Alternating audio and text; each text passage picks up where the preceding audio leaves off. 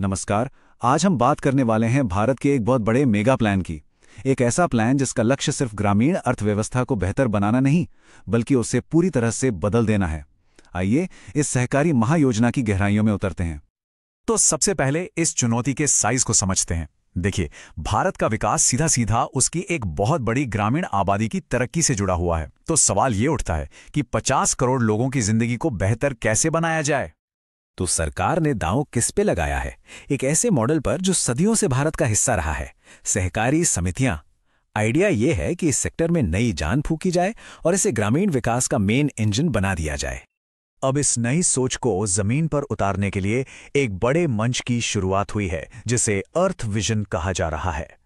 ये असल में सहकारिता मंत्रालय और नाबार्ड की एक मिलीजुली पहल है और इसे खास तौर पर ग्रामीण विकास के लक्ष्यों को पूरा करने के लिए ही डिजाइन किया गया है। अब अर्थ नाम ये सिर्फ एक नाम नहीं है, इसके पीछे इस पूरी पहल का फलसफा छिपा है।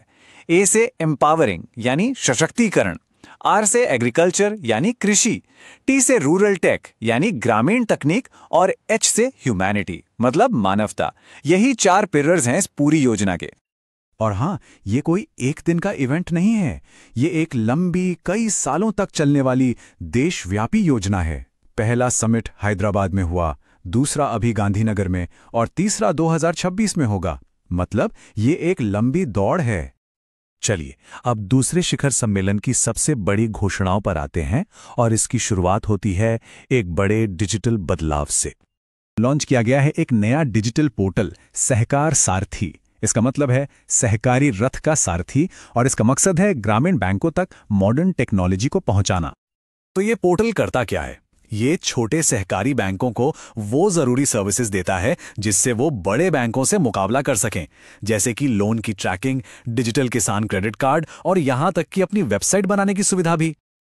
और यहां एक बहुत ही सिंपल लेकिन जबरदस्त मॉडल पेश किया गया है। सोचिए, गांव की सभी समितियां अपने खाते सिर्फ एक ही सहकारी बैंक में खोलेंगी। इससे क्या होगा? सारा का सारा पैसा सिस्टम के अंदर ही रहेगा, कहीं बाहर नहीं जाएगा। और नतीजा, बैंक की लोन देने की ताकत कई गुना बढ़ जाएगी। तो सिर्फ बैंकिंग ही नहीं, ये योजना उन जमीनी कामों तक भी पहुंच रही है जो हमारी रोजमर्रा की जिंदगी पर सीधा असर डालते हैं। सबसे पहले बात करते हैं नेचुरल फार्मिंग की। और यहां लक्ष्य छोटा मोटा नहीं है, बहुत बड़ा है। दुनिया के ऑर्गेनिक फूड मार्केट का 40% हिस्सा भारत के पास हो। जरा सोचिए, अगर ये हो गया तो इसका सीधा मतलब है किसानों की इनकम में जबरदस्त उछाल। अच्छा, अब एक और दिलचस्प चीज, एक सहकारी टैक्सी सर्विस, सहकार टैक्सी भी शुरू की जा रही है और इसका पायलट प्रोजेक्ट दिल्ली से शुरू हो रहा है। अब इस मॉडल की सबसे बड़ी खासियत क्या है? वो है इसका डिजाइन। इसका एक ही मकसद है, बिचौलिए को सीन से पूरी तरह हटा देना। इससे ये पक्का हो जाता है कि जो भी मुनाफा हो रहा है उसका ज्यादा से ज्यादा हिस्सा सीधा ड्राइवरों की जेब में जाए। बीच में कोई कट नहीं, कोई कमीशन नहीं। और आखिर में एक सहकारी बीमा योजना भी है जो हेल्थ और लाइफ से लेकर खेती बाड़ी तक सब कुछ कवर करेगी। तो चलिए अब इस पूरी योजना के स्केल को, इसकी विशालता को समझते हैं। पहला लक्ष्य 50 करोड़ से ज्यादा एक्टिव मेंबर्स को इन सहकारी समितियों से जोड़ना। दूसरा, देश की जीडीपी में सहकारी क्षेत्र के योगदान को 3 गुना करना। और तीसरा, देश की हर एक ग्राम पंचायत में कम से कम एक सहकारी समिति जरूर हो। और ये सब हमें एक आखिरी और शायद सबसे बड़े सवाल पे लाके खड़ा कर देता है। क्या सहकारिता का ये सदियों पुराना मॉडल वाकई 21वीं सदी में भारत को एक आर्थिक महाशक्ति बनाने की चाबी साबित हो सकता है? खैर, इसका जवाब तो वक्त ही देगा।